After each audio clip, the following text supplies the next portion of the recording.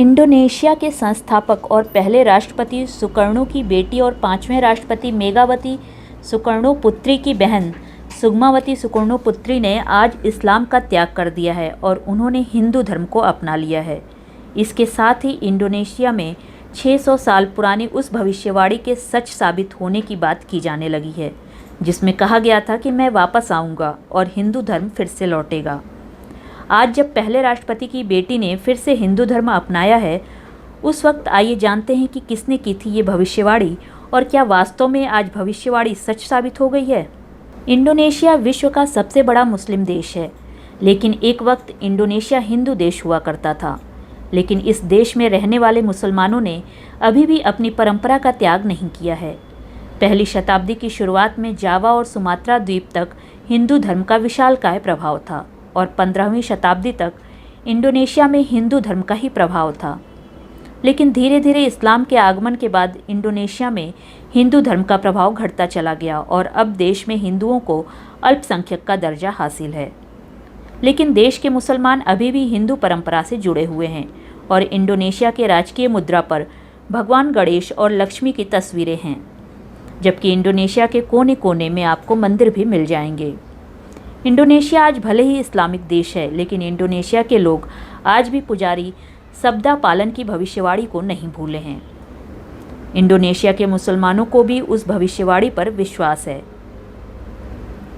पुजारी सबदा पालन इंडोनेशिया के सबसे शक्तिशाली मजापहित साम्राज्य के राजा ब्रविजय पांचवी के दरबार में एक सम्मानित पुजारी थे और उसी वक्त देश में इस्लाम का आगमन शुरू हुआ था। साल 1478 में राजा ब्रविजय पांचवें ने हिंदू धर्म को छोड़कर इस्लाम को अपना लिया और उसी वक्त पुजारी सबदा पालन ने राजा को श्राप देते हुए भविष्यवाणी की थी।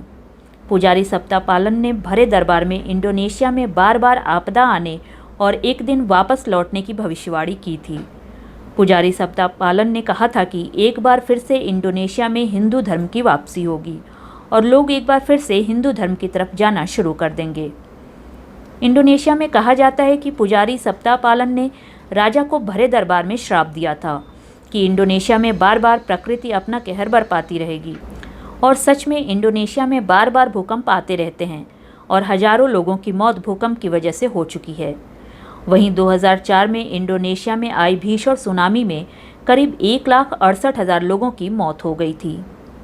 हालांकि इन प्राकृतिक आपदाओं के बीच प्रकृति की ही अपनी संरचना है, लेकिन लोगों के बीच धारणा है कि पुजारी सबदा पालन का श्राप अपना असर दिखाता रहता है। इंडोनेशिया में प्रचलित कल्प वृक्ष में वर्णित कहानी के मुताबिक पुजारी सबदा पालन ने राजा के दरबार में कहा था कि मैं जावा की जमीन में देश की रानी और सभी डोंग हयांग यानी देव और आत्मा का सेवक हूँ और मेरे पूर्वज विकु मनुमानस सुकुत्रम और बबांग सक्री से लेकर हर पीढ़ी के सदस्य जावानीस राजाओं के सेवक रहे हैं। अब तक 2000 साल से ज़्यादा बीत चुके हैं और उनके धर्म में कुछ भी बदलाव नहीं आया है, लेकिन अब जब राजा अपना धर्म बदल रहा है तो मैं यहाँ से लौट रहा हूँ। 500 सालों के बाद मैं यहाँ पर वापस हिंदू धर्म को लाऊंगा। उन्होंने राजा के सामने भविष्यवाणी करते हुए कहा कि महाराज, अगर आप इस्लाम को अपनाते हैं तो आपके वंश का नाश हो जाएगा और जावा में रहने वाले लोग धरती को छोड़ने के लिए मजबूर हो जाएंगे और यहाँ के लोगों को इस द्वीप को छोड़कर जाने के लिए मजबूर होना पड़ेगा। दिलचस्प बात यह है कि 1978 में इंडोनेशिया में फिर से मंदिरों का निर्माण शुरू हो गया और देश में जीर्ण हो चुके मंदिरों के जीर्णोद्धार का काम फिर से शुरू हो गया। जावा में रहने वाले हजारों मुसलमानों ने हिंदू धर्म को फिर से अपनाना शुरू कर दिया। हालांकि उनकी भविष्यवाणी कितनी सच साबित हुई है या गलत, ये इंडोनेशिया के लोग ही जानते हैं। लेकिन अब तक 70 साल की हो चुकी इंडोनेशिया के संस्थापक और पहले राष्ट्रपति की बहन सुकमावती ने हिंदू धर्म को अपनाने का फैसला कर लिया है। सुकमावती के ऊपर बचपन से ही हिंदू धर्म का काफ़ी प्रभाव रहा है।